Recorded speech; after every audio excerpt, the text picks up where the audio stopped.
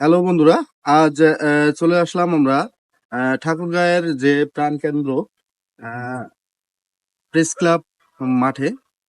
তো এই press club মাঠে অনেক সময় অনেকে আড্ডা দিয়েছেন। আজ আলোকসজ্জায় সজ্জিত, তো অনেক দোকানপাটের সমাহার এখানে।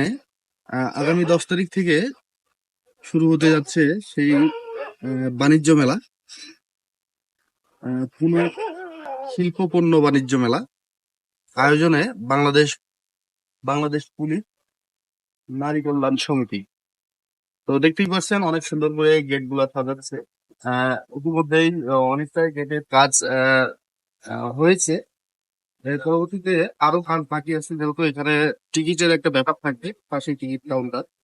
আগামী 10 তারিখ থেকে সেই বাণিজ্য মেলাটা শুরু হবে। আপনারা সকলেই আসবেন। আমরা ভেতরে হালকা একটু দেখানোর চেষ্টা করব। এখন যেহেতু অনেকগুলা দোকানগুলো সবগুলাই ক্লোজ করছে, আবার কিছু লোক আছে যারা সাজানোর কাজে এখনো ব্যস্ত। তো আমরা ভেতরে প্রবেশ করবো। এখন তো বন্ধ।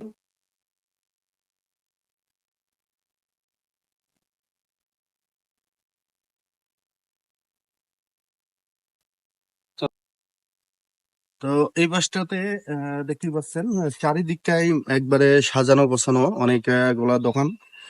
এর মধ্যে কোনাক শিল্প পণ্য বাণিজ্য যে মেলাটা, এর ভেতরটাই অনেক রমরমা পরিবেশে সাজানো হয়েছে। এখনো পুরাপুরি সেই ভিউটা এখনো আসে নাই।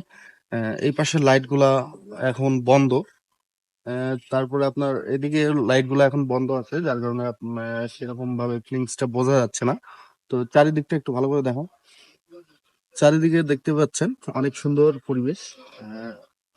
ফ্লোরটা ফ্লোরিং করে করা হয়েছে ইট দিয়ে, যে বৃষ্টি বা আহ, মানে বৃষ্টি হলেও কাদা পানি জমা বা কাদা হওয়ার সম্ভাবনা খুবই কম, নেই বললেই চলে।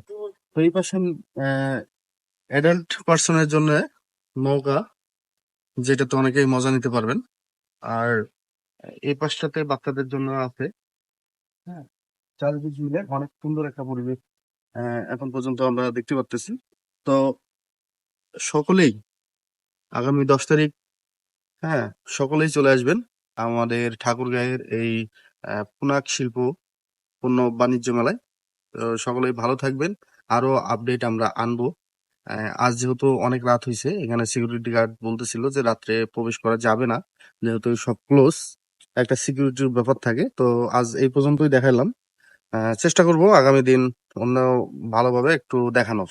সবাই ভালো থাকবেন, সুস্থ থাকবেন।